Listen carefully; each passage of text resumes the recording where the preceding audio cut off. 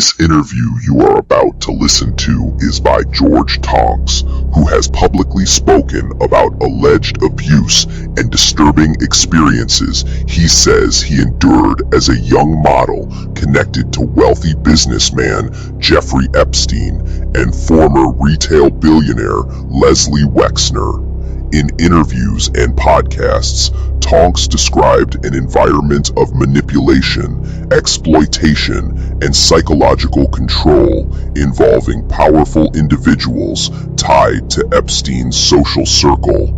According to Tonks, he was exposed to inappropriate behavior at a young age and claims he witnessed troubling material, including binders allegedly containing photographs of minors. Some online commentators and independent investigators have pointed to similarities between Tonks' descriptions and evidence later recovered during investigations into Epstein and Ghislaine Maxwell. Tonks' statements have become part of the broader public discussion surrounding the Epstein case, which continues to raise questions about how wealthy and influential individuals were allegedly able to avoid scrutiny for years. However, some aspects of Tonks' claims remain disputed online, and portions of the broader Epstein narrative continue to be debated publicly. The testimony and interviews contribute to the ongoing conversation about survivor experiences, institutional failures, and the culture of secrecy that surrounded Epstein's network for decades. Multiple congressional inquiries and document releases connected to the Epstein investigation are still unfolding today.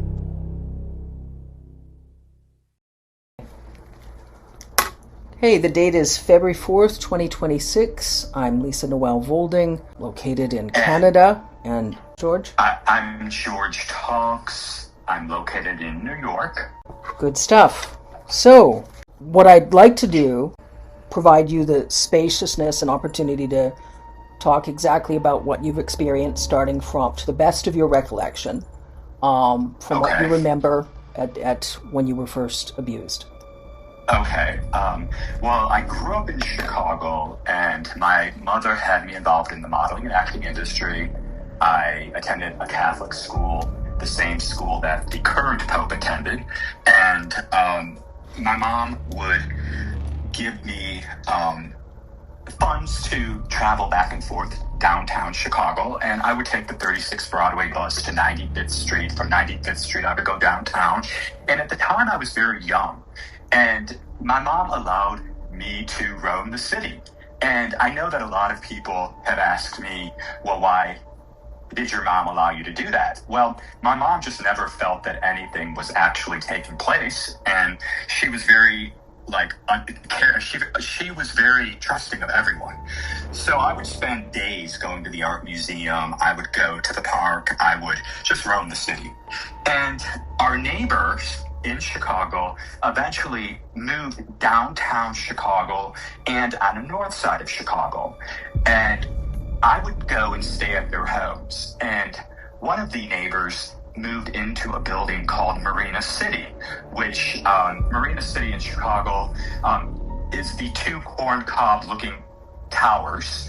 And at the time, the building was considered an upper-class residence. And I was at our neighbor's house, Vicky's, and I would roam the hallways. There was like a shopping center downstairs in the lobby, and they had a sun deck on top of the roof.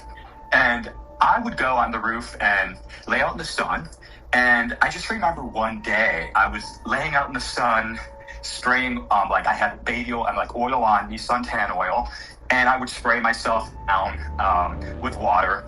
And an older guy walked up to me, and he had a pair of Speedos on at the time.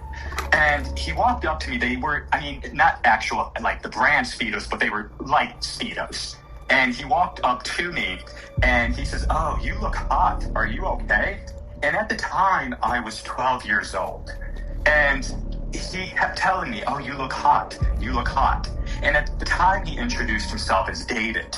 And he said, "Oh, well, I have an apartment downstairs." And I went downstairs, with him. And I'll never forget walking into the apartment. It was just unbelievable. When I walked in, it was all dark chocolate brown with chrome and mirrors everywhere and mummies throughout the apartment and gold Egyptian jewelry. The apartment held one of the largest private collections of Egyptian jewelry, and they had a piece of King Tut's chair actually in one of the display cases. And as I'm like standing there, he offered me a soda, which I believe it was at the time a Diet Coke. And I started drinking, and I was just with David, and he was making small talk, and we went into one of the rooms. And I'm a 12-year-old boy at the time. And as we went into the room, he pulled my pants down real quick. But yet, I kind of felt like, when I look back on it, as if maybe I was dizzy and maybe there was something going on. And now when I look back, I realized that I was drugged, and I witnessed them drugging other boys as well. Mm-hmm. And he started performing oral on me. Well, he continued to perform orals on me, but I was like out of it, and I wanted to go to bed. And I started laying on the bed in the room that we were in, which was a dark chocolate brown fur bedspread. And this was 1979. And finally, I wanted to go to sleep, and David started screaming at me that I had to leave. I had to get up. I had to go. And I left, and I went back to Vicky's house and went to bed.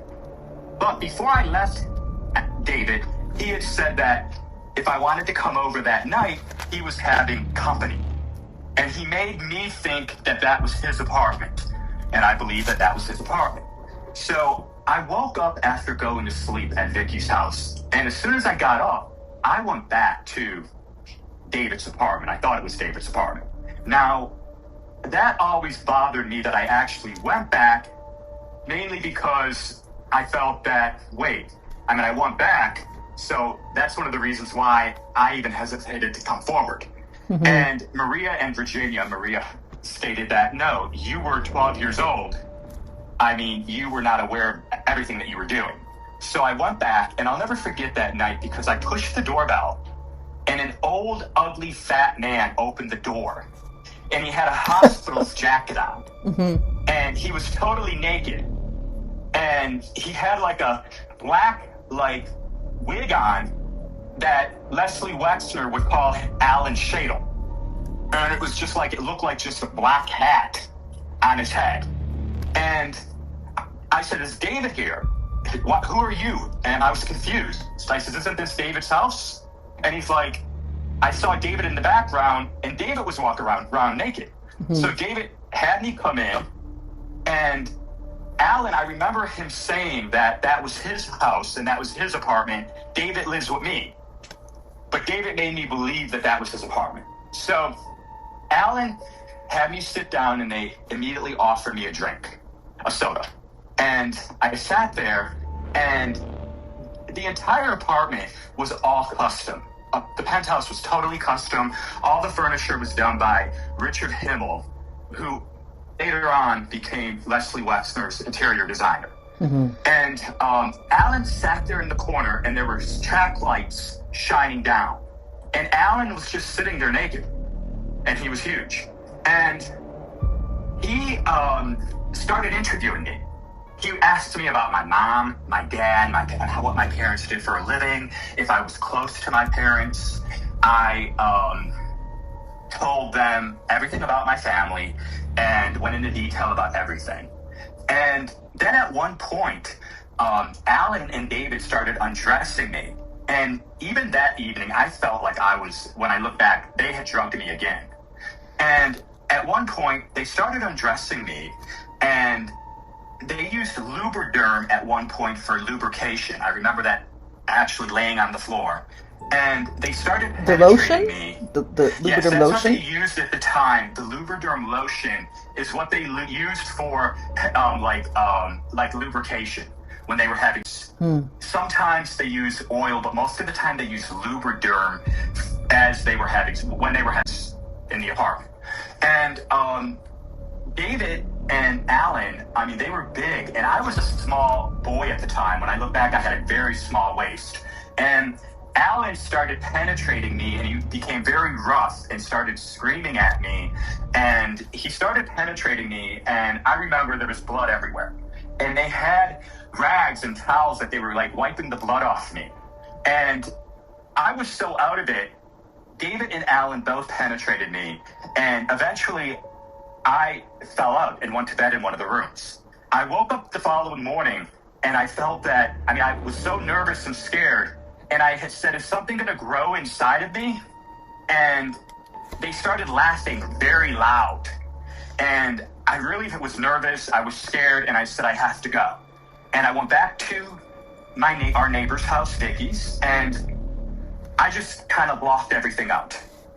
And then I would say approximately a month later, maybe a little bit over a month, because when I met them, I was 12, and then I had a birthday on August 26th, and I was 13. So that was after my birthday. I was walking through the lobby of Marina City, and David and Alan yelled for me. And they came up to me and they pretended that they were concerned about me. Is everything okay? You stopped coming over. And they pretended that they were very interested in my well-being. And they said that, oh, we're having a party tonight. If you'd like to come by, you can stop by. And I did go by. I went to their home. And as I walked into the house, there were so many people, it was unbelievable. And it was mainly all Jewish men and young boys. And a lot of the men were joking around or even saying that was my son, this is my son, and that's how they referred to the young boys as their son.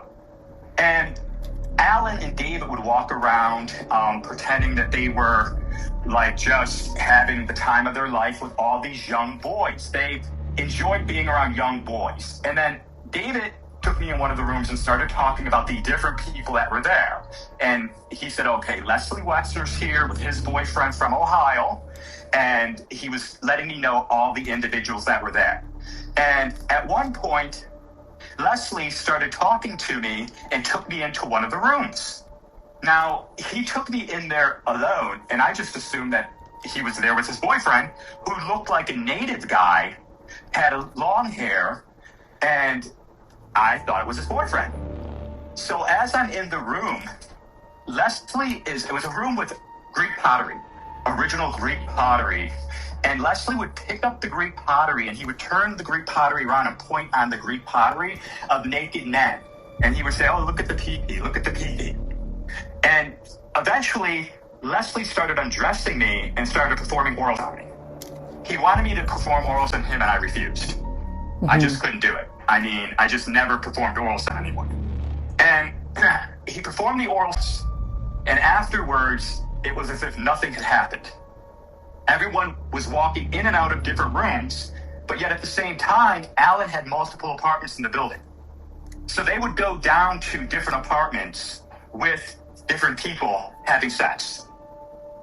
And then later on, a lot of the guys that were there that would come to the parties, they worked for Leslie and Alan at their companies, at their stores.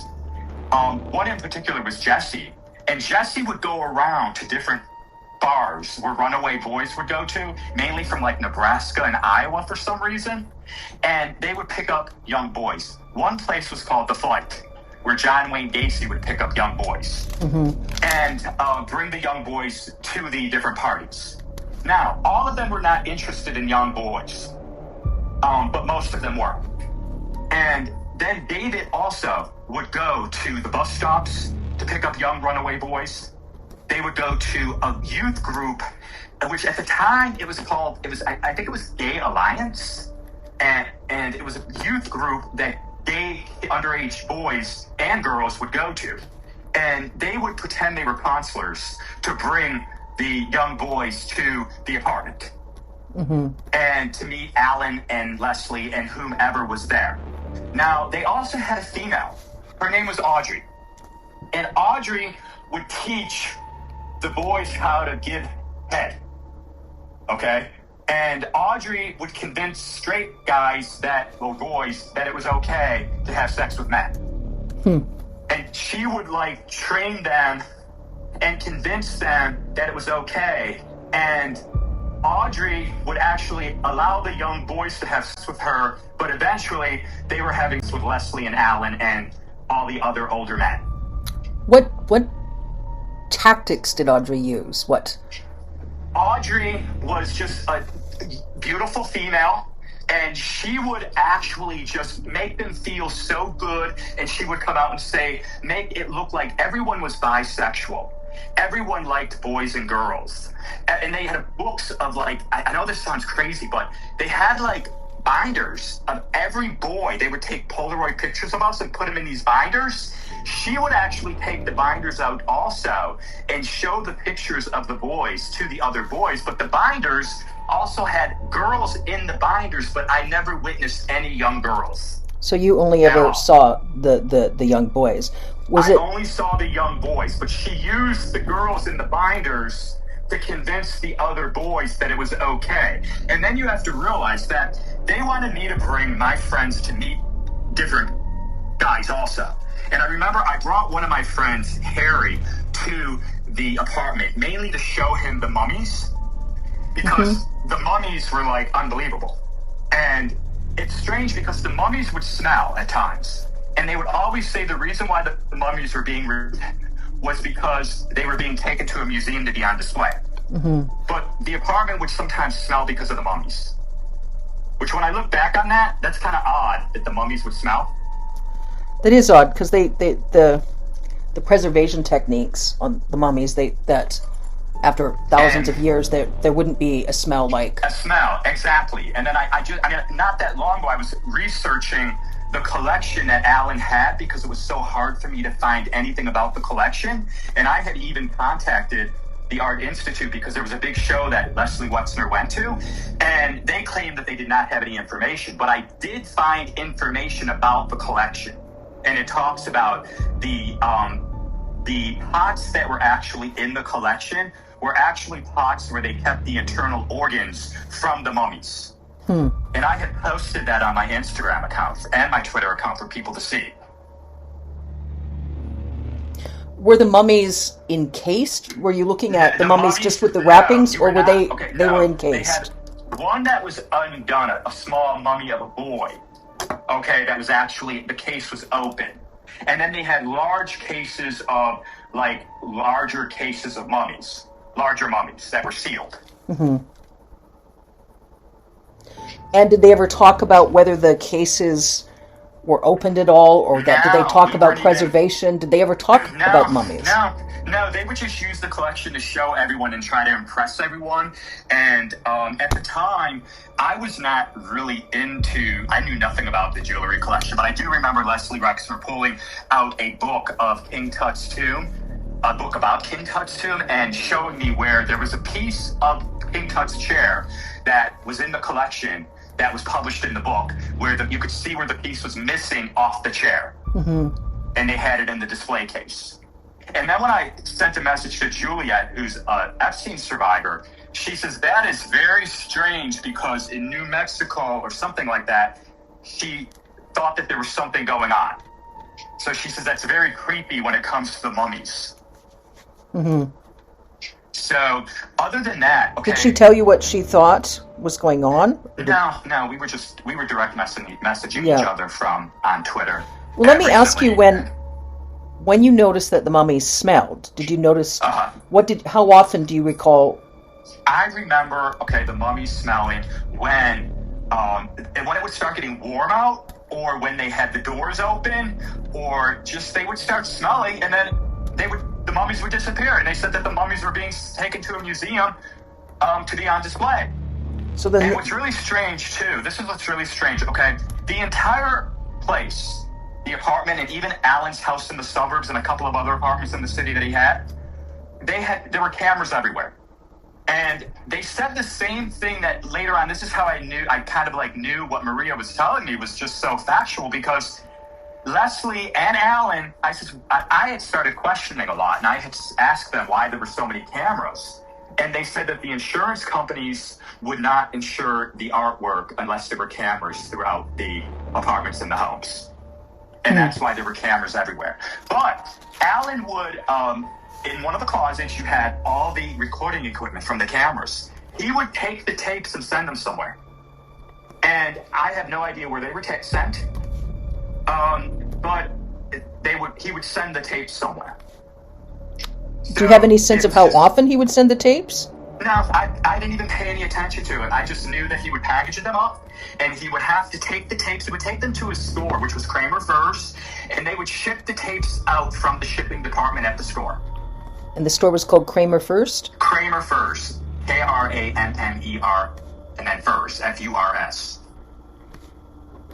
And then, Kramer Furs, okay, yeah, so that's what he would do with the tapes as far as having them shipped. Wherever he shipped them, I have no idea. So the tapes to Kramer Furs, tapes were shipped from Kramer Furs to locations you weren't aware of. I was not aware, but there was something else really strange too, and I don't want to go too off into another area, but okay, Alan, because I became part of their little circle, and Alan would, in the middle of the night, he would get up and have to go. He would get phone calls, and I would stay at Alan's house a lot, sleep overnight.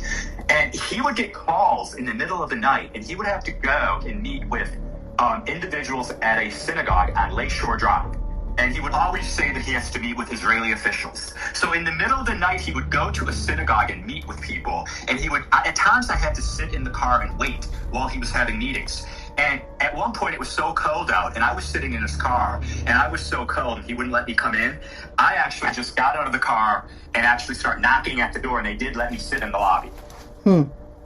And so there was so much going on, and it was so strange because as soon as I came in contact with the entire crew, and they were very proud to refer to themselves as the Jew crew. They had no issues with that. And that's what they would call themselves. So when I came in contact with the crew, you would not believe how much they did in one day. It was like they went to bed at around 1 a.m. and they were up and out by 6 a.m. I mean, as far as there was no sleep at all. And how they were able to do so much. I know that they were using drugs, like mainly Librium, which is not an upper. But Alan used to use speed. I never actually saw Leslie use speed, but I did witness Leslie use Librium. And what Alan would do, and Leslie would joke around it. Comfort slows you down. Reach for natural relief. Night and Day Hemp's extra strength CBD pain relief balm melts into aching muscles, delivering warmth you can feel. Soothe your body naturally. Feel free to move again. Night and Day Hemp balm melts away tension so you can enjoy every moment. Feel the difference fast. Real relief, real results. Order now at Night and Day Herbals.